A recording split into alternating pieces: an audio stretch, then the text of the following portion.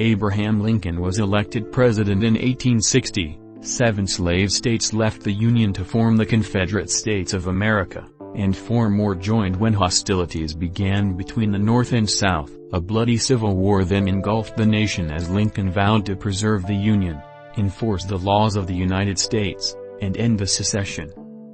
The war lasted for more than 4 years with the staggering loss of more than 600,000 Americans dead. Midway through the war, Lincoln issued the Emancipation Proclamation, which freed all slaves within the Confederacy and changed the war from a battle to preserve the Union into a battle for freedom. He was the first Republican president, and Union victory ended forever the claim that state sovereignty superseded federal authority. Killed by an assassin's bullet less than a week after the surrender of Confederate forces, Lincoln left the nation a more perfect Union and thereby earned the admiration of most Americans as the country's greatest president. Born dirt poor in a log cabin in Kentucky in 1809, Lincoln grew up in frontier Kentucky and Indiana, where he was largely self-educated, with a taste for jokes, hard work, and books. He served for a time as a soldier in the Black Hawk War, taught himself law, and held a seat in the Illinois state legislature as a Whig politician in the 1830s. From state politics, he moved to the U.S. House of Representatives in 1847, where he voiced his opposition to the U.S. war with Mexico. In the mid-1850s, Lincoln left the Whig Party to join the new Republican Party. In 1858, he went up against one of the most popular politicians in the nation, Senator Stephen Douglas, in a contest for the U.S. Senate. Lincoln lost that election, but his spectacular performance against Douglas and a series of nationally covered debates made him a contender for the 1860 Republican presidential nomination.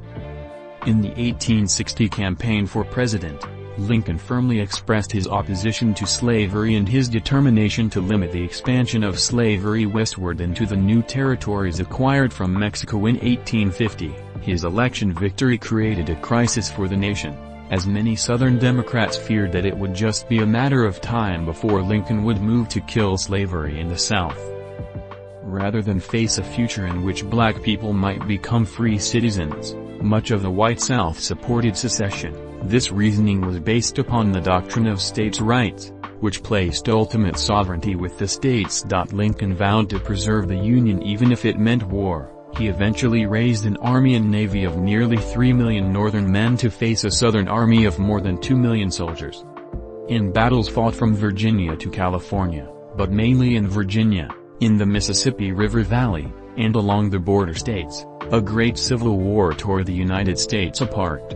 In pursuing victory, Lincoln assumed extra-legal powers over the press, declared martial law in areas where no military action justified it, quelled draft trials with armed soldiers, and drafted soldiers to fight for the Union cause.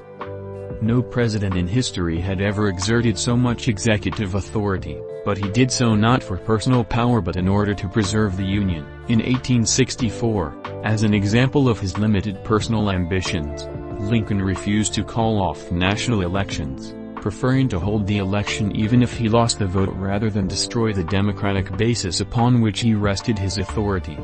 With the electoral support of Union soldiers, many of whom were given short leaves to return home to vote, and thanks to the spectacular victory of Union troops in General Sherman's capture of Atlanta, Lincoln was decisively re-elected. What started as a war to preserve the Union and vindicate democracy became a battle for freedom and a war to end slavery when Lincoln issued the Emancipation Proclamation in January of 1863. Although the proclamation did not free all slaves in the nation, indeed, no slaves outside of the Confederacy were affected by the proclamation, it was an important symbolic gesture that identified a union with freedom and the death of slavery. As part of the proclamation, Lincoln also urged black males to join the Union forces as soldiers and sailors.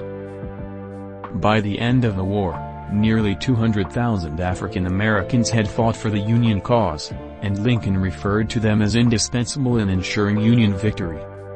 Personal tragedies and triumphs. While the war raged, Lincoln also suffered great personal anguish over the death of his beloved son and the depressed mental condition of his wife, Mary. The pain of war and personal loss affected him deeply, and he often expressed his anguish by turning to humor and by speaking eloquently about the meaning of the Great War which raged across the land. His Gettysburg Address, delivered after the Battle of Gettysburg, as well as his second inaugural in 1865, are acknowledged to be among the great orations in American history. Almost all historians judge Lincoln as the greatest president in American history because of the way he exercised leadership during the war and because of the impact of that leadership on the moral and political character of the nation. He conceived of his presidential role as unique under the Constitution in times of crisis. Lincoln was convinced that within the branches of government, the presidency alone was empowered not only to uphold the Constitution, but also to preserve, protect, and defend it. In the end, however, Lincoln is measured by his most lasting accomplishments: the preservation of the Union, the vindication of democracy, and the death of slavery, accomplishments achieved by acting with malice towards none in the pursuit of a more perfect and equal Union.